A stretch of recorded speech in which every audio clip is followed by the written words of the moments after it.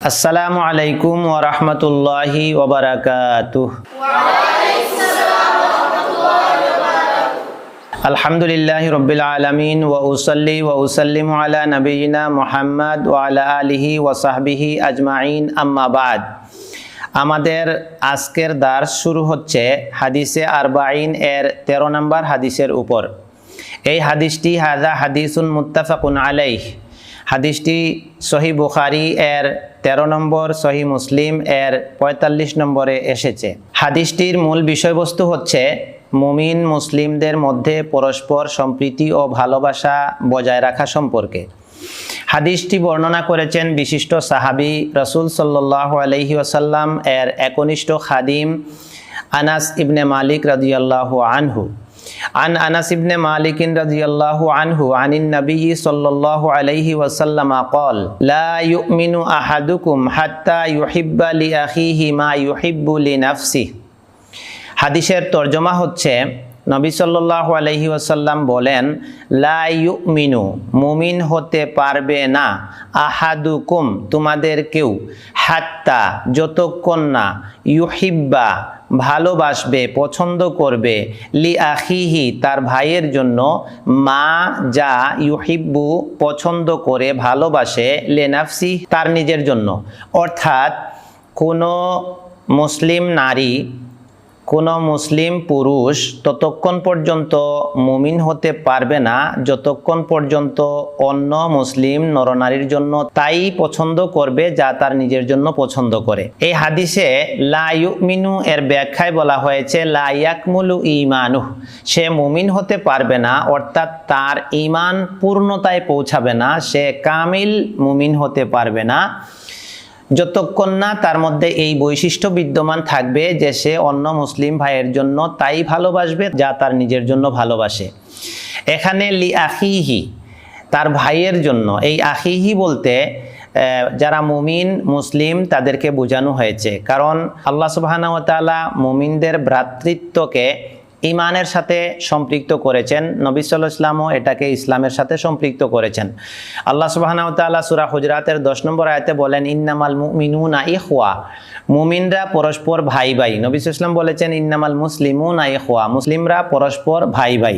এরপর আমরা দেখতে পাই বলা হয়েছে ইউহিব্বু লি আখিহি, তার ভাইয়ের জন্য পছন্দ করবে। তো পছন্দের বিষয়ের ক্ষেত্রে এই বিষয়টা আম, অর্থাৎ মা ফিহি সালাহুহু ওয়া খায়রুহু, যে সকল জিনিসের মধ্যে অন্য ভাইয়ের কল্যাণ এবং উপকারিতা রয়েছে সেই ক্ষেত্রে তার জন্য এগুলো পছন্দ করবে। কারণ ব্যক্তি বিশেষের ক্ষেত্রে বিভিন্ন বিষয়ে ভিন্নতা থাকতে পারে। একটা জিনিস একজনের জন্য কল্যাণকর হলেও অন্যজনের জন্য তা কল্যাণকর নাও হতে পারে। এজন্য হাদিসের মূল কথা হচ্ছে একজন মুমিন তার ঈমান পরিপূর্ণ করতে পারবে তখন যখন অন্য মুমিন ভাইয়ের জন্য সে তাই পছন্দ করবে যাতে তার কল্যাণ রয়েছে এবং যা সে নিজের জন্য পছন্দ করে। ওয়াহাদা লা ইউনাফি ফিল মুসাবাকাহ, এই কথাটি প্রতিযোগিতার ক্ষেত্রে বাধা নয়। কারণ এখানে প্রশ্ন থাকতে পারে যে একজন ছাত্র 1 নাম্বার হতে চায়, এখন সে তো চাইবে না যে আরেকজন 1 নাম্বার হোক, বা প্রতিযোগিতার ক্ষেত্রে কেউ বিজয়ী হতে চায়, সে চাইবে না যে আরেকজন বিজয়ী হোক, প্রথম পুরস্কারটা নিয়ে নেক, সে নিতে চাইবে। এই হাদিসটা এই ক্ষেত্রে বাধা নয়। আল্লাহ সুবহানাহু ওয়া তাআলা জান্নাতি বান্দাদের প্রসঙ্গ উল্লেখ করতে যে তিনি বলেন, সূরা আল বাকারা 148 আয়াত, ফাস্তাবিকুল খায়রাত, তোমরা কল্যাণের কাজে প্রতিযোগিতা করো।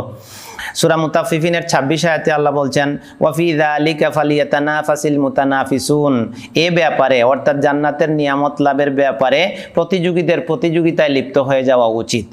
সুতরাং হাদিসের অর্থ হচ্ছে অন্য ভাইয়ের জন্য যেটা কল্যাণকর বিবেচিত হবে এবং ওই ভাই নিজের জন্য তা পছন্দ করবে, সেটা সে অন্য ভাইয়ের জন্য পছন্দ করবে।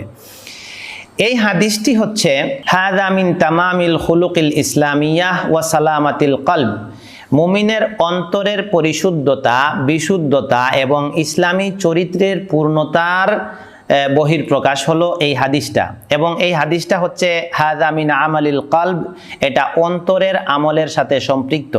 আমরা কিছু আমল অন্তর এবং বাহ্যিক অঙ্গ প্রত্যঙ্গ উভয়ের সমন্বয়ে সম্পাদন করি, আর কিছু আমল আছে এখানে অঙ্গের কোনো হাত থাকে না, বাহ্যিক অঙ্গ প্রত্যঙ্গ কোনো কাজ করে না, সম্পূর্ণরূপে এটা কলবের সাথে সম্পৃক্ত। তো অন্য মুমিন ভাইকে আমি ভালোবাসি কিনা, তার জন্য কল্যাণ কামনা করি কিনা, এটা সম্পূর্ণরূপে অন্তরের সাথে সম্পৃক্ত। এই জন্য অন্তরকে নিষ্কলুষ রাখা, অন্তরকে পরিশুদ্ধ করা, এটা মুমিনের একটা গুরুত্বপূর্ণ বৈশিষ্ট্য এবং জান্নাতি হওয়ার জন্য একটা মৌলিক শর্ত। সূরা আশ-শামস এর 8 থেকে 10 আয়াতে আল্লাহ সুবহানাহু ওয়া তাআলা বলেন, ওয়া নাফসিন ওয়া মা সাওয়াহা ক্বাদ আফলাহা মান যাক্কাহা ওয়া ক্বাদ খাবা মান দাসসাহা।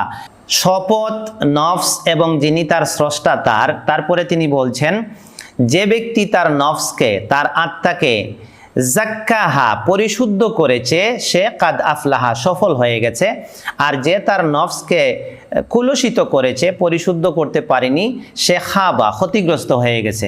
সূরা আশ-শুআরার 89-90 আয়াতে আমরা দেখি যে ইয়াউমা লা ইয়ানফাউ মালুন ওয়ালা বানুন, কিয়ামতের দিন হাসরের মাঠে মাল এবং সন্তান কোনো কাজে আসবে না, ইল্লা মান আতাল্লাহা বিকলবিন সালিম, যে একটা নিষ্কলুষ হৃদয় নিয়ে আসবে, তার কল্যাণে আসবে, অর্থাৎ সে মুক্তি পাবে।